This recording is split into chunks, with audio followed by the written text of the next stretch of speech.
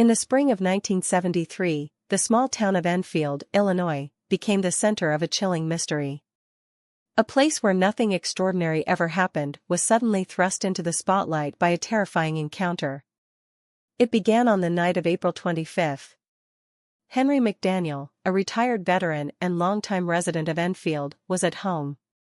The clock had just struck 9:30 p.m. Henry was relaxing in his living room, reading the newspaper, when an unusual sound caught his attention. He described it as scratching at his front door. At first, Henry thought it might just be the wind, or maybe a stray animal. But as the scratching grew louder, something told him to investigate. Grabbing a flashlight and his revolver, he cautiously approached the door. When Henry opened the door, he wasn't prepared for what he saw.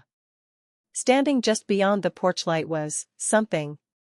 It was small, about 5 feet tall, with leathery, grayish skin that shimmered in the moonlight.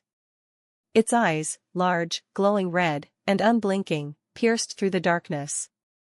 But the most bizarre feature? It stood on 3 legs. Its posture was hunched, its movements unnatural. And its stubby arms ended in claws that scraped against the ground. Henry froze. His flashlight trembled in his hand. The creature let out a low, guttural growl and took a step toward him.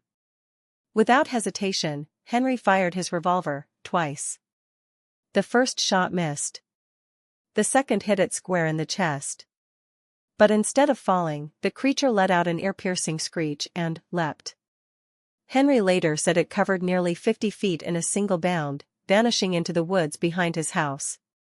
Shaken, Henry called the police. They arrived quickly and searched the area, but they didn't find the creature. What they did find were strange tracks in the mud near the woods.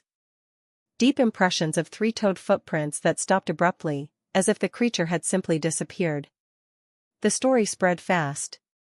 Reporters flooded the small town, neighbors speculated, and skeptics mocked Henry's claims. But he never wavered.